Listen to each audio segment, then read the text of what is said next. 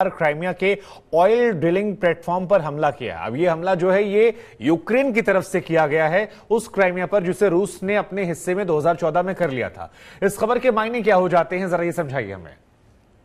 देखिए, इस हमले की खबर मुझे अभी तक नहीं मिली है, लेकिन अगर कैसा ये हमला हुआ है तो ये जानना जरूरी है पहले कि क्या ये मिसाइल हमला है, क्या कोई लॉन्ग रेंज मिसाइल या लॉन्ग रेंज रॉकेट यूज करके ये हवाई हमला किया गया है, या ये समुद्र के रास्ते हुआ है।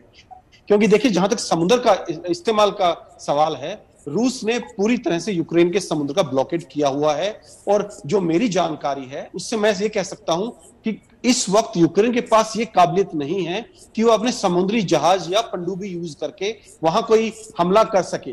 देखिए, क्रीमिया में रूस का ब्लैक सी का सबसे बड़ा नेवल बेस है सोवियत टाइम से। ये नेवल बेस पिछले 70 से 90 साल पुराना है। सबसे बड़ा पहले सोवियत का और अभी रूस का ब्लैक सी में बेस है ये। अगर यहां हमला हुआ है किसी प्रकार का तो अपने आप में एक बहुत बड़ी खबर है।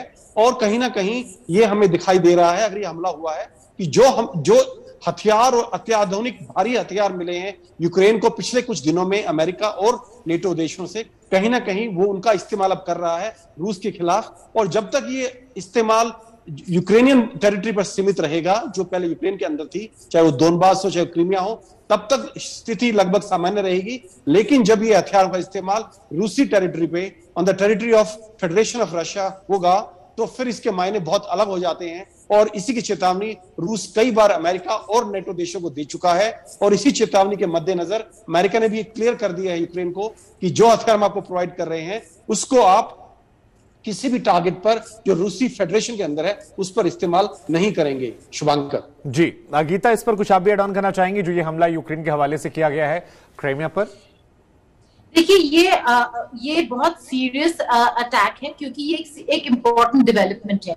इसको रूस एस्केलेशन जरूर मानेगा। क्योंकि इनके लिए, रूस के लिए बहुत क्लियर है कि क्राइमिया रूस का इंटेग्रल हिस्सा है, अभिन्न अंग जिसे कहते हैं। और इस एरिया को ब्रीच करना है, यानी कि रशिया को आपने ब्रीच किया है।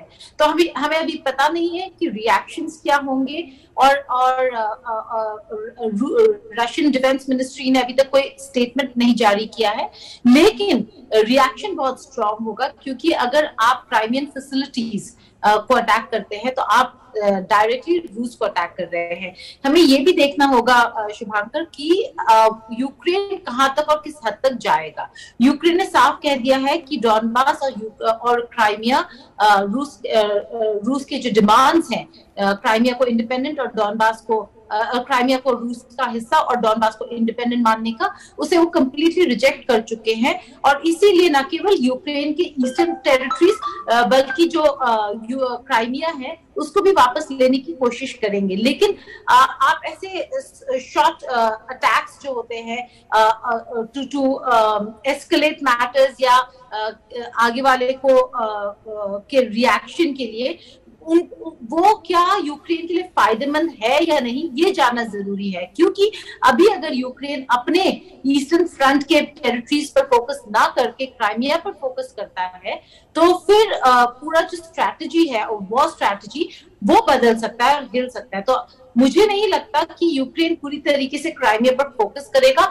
लेकिन अगर ऐसे ही अटैक्स होते रहे क्राइमिया पर, तो रूस का एस्केलेशन बढ़ेगा। यानी कि रूस के जो अटैक्स है, स्ट्रैटेजी है, और जो एस्केलेशन का डेफिनेशन है, जहां पे वो कहते हैं कि अगर नेटो के आर्म्स यूज करते हैं रशियन फैसिलिटीज के लिए अगेंस्ट या रशियन टेरिटरी में, तो फिर उसका जवाब एस्केलेशन होगा।